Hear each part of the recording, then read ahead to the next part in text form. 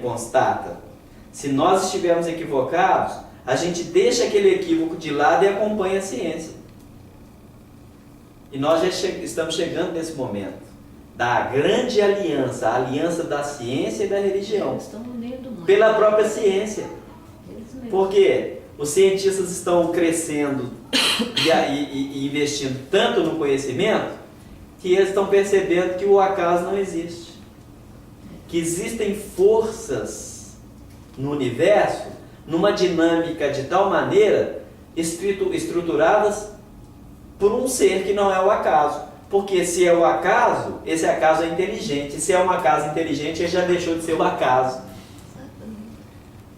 Já faz as coisas com a razão. É a consciência cósmica. É Deus. A inteligência suprema do universo. Que está em toda parte, que pode tudo e tudo sabe. Onipotente, onisciente e onipresente. Né? Então nós percebemos que muitas pessoas aproveitam do próprio texto para manipular a vida dos outros. E aqui a mulher, ela foi submetida a esse rigor por muitos séculos.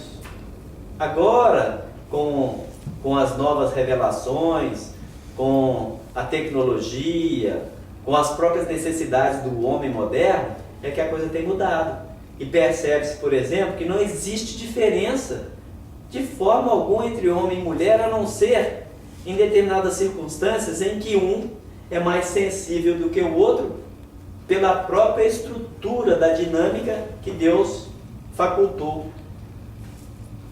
Mas em determinados pontos em que efetivamente é operacional para um ou para o outro. Mas em termos de competência, de inteligência, de capacidade, percebe-se em determinado momento que tem muita mulher que é muito mais competente, mais inteligente que o homem. E ao mesmo tempo percebe-se também que muitas vezes tem homens que estão com muito mais sensibilidade, mais sentimento trabalhado que determinadas mulheres. Então, é o espírito e não o corpo. Esse espírito já teria passado pelo sexo feminino? Provavelmente sim, porque uma das questões é a experiência. Como que você vai ter o conhecimento se você não passou por aquela experiência? Agora, como nós somos a essência, o espírito, não quer dizer também que tenha que ser. Porque como é o espírito e o espírito não tem o sexo é só um instrumento, uma ferramenta que o indivíduo se apropria momentaneamente para fazer a sua evolução e adquirir recursos. Pode ser que o espírito também seja sensibilizado sem ter que passar pelo corpo feminino. Porque é o espírito. E ele, na observação, ele pode captar, por exemplo, por assimilação, a experiência da mãe e perceber o sentimento da mãe e levar aquilo da mesma forma a racionalidade do pai. Porque pai e mãe, na verdade, está em si mesmo, por reflexo divino. A gente chama Deus de pai, e Jesus respeitou o princípio dos homens para a sua assimilação, porque a gente acreditava que Deus era homem, macho. Na realidade, hoje a gente já começa a entender que Deus é pai e mãe, ou pater mater. Mas existe um relato de que tem algumas pessoas da civilização que chamavam Deus de Sofia, né? Não é Sofia? Depende do... Dizia que é Sofia e Deus... Na assimilação de cada povo, obviamente que vai o recurso dessa assimilação, daquilo que se tem por experiência. Mas era assim, que eu li uma vez que era Sofia, que era a esposa de Deus, e Deus ao mesmo tempo era Sofia. Ou seja, era o homem e a mulher juntos. É justamente essa fusão que a gente tem e que só com o tempo, pela maturação, que a gente vai entendendo. Como nós, você pode dizer que o espírito é feminino e masculino ao mesmo tempo? Não, o espírito, na verdade, ele não tem sexo. Né? Ou a gente pode dizer, dentro da nossa interpretação e do nosso patamar evolutivo, a gente poderia dizer que o ser... Olha, gente, eu estou fazendo uma exposição, não uma imposição. É a assimilação que eu tenho no momento. podemos dizer que o espírito, em essência, no nível de evolução em que nós nos encontramos, ele é bissexuado.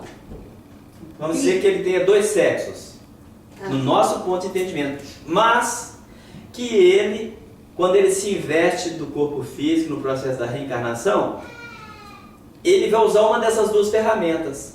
A ferramenta masculina ou a ferramenta feminina, de conformidade com as necessidades que ele tem que enfrentar como provas e ao mesmo tempo como aquisições. Mas, em outro ponto de evolução, ele é assexuado. Não faz diferença. Porque nesse nível em que nós estamos, são recursos que nós necessitamos. Nós estamos no mundo físico, no mundo de reencarnações, mas em mundos onde se opera de outra forma,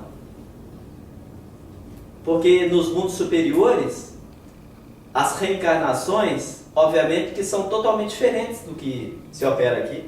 Somente os mundos que estão equivalentes ao nosso próprio processo de evolução é que eles vão usar, por exemplo, da conjunção sexual para fecundação. Em mundos superiores não é assim, de acordo com a hierarquia desse mundo. Entendi. Então, posso fazer uma pergunta, aproveitando isso, que é um fator que, já que nós estamos tocando nesse assunto, eu não, acho que não vai desviar do que você está falando. Se nós, nesse estágio evolutivo que nós nos encontramos, o nosso espírito é bissexual, ok? Daí, então, eu poderia dizer que muitas pessoas, eu tenho gente na minha família, não tenho preconceito, eu poderia dizer que muitas pessoas que são gays, elas têm um corpo masculino e a sua alma é feminina, ou vice-versa. Então eles não conseguem, não estou dizendo que eles são inferiores ou superiores, nada disso. Mas não houve uma assimilação evolutiva? A gente não pode nem dizer que não houve uma assimilação, sabe por quê? Porque nós desconhecemos o processo ainda. A questão está muito recente para nós. Ela existe desde que o mundo é mundo. Mas por essa questão machista da assimilação, ou até feminista também da assimilação, que nós passamos por regimes de patriarcado e matriarcado. Exatamente. Então, para entender isso, nós vamos levar um certo tempo. É a psicologia moderna, com os recursos do espiritismo, é que vão nos favorecer isso no futuro.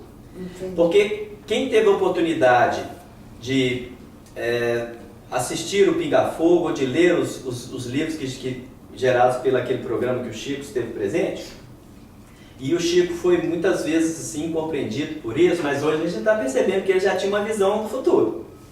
Que ele dizia que haveria o surgimento do terceiro sexo. E que hoje não adianta as pessoas taparem os ouvidos e fechar os olhos como ignorância para não aceitar o fato. Que vai acontecer. Porque somente as pessoas passando pela experiência é que vão começar a desbloquear a razão e o sentimento para aceitar. Por quê? A questão da homossexualidade, por exemplo, que eu não tenho autoridade nem competência para falar, mas já tenho alguma experiência por conviver com pessoas da família, pessoas das amizades. Então nós percebemos que é algo nítido, é uma realidade. Quando Jesus disse misericórdia quero e não sacrifício, existem pessoas que preferem sacrificar do que ter misericórdia. Essa semana mesmo eu tive informação, através de uma pessoa muito próxima, de que uma mãe disse que era preferível ter um filho morto do que um filho gay. Partindo de uma mãe.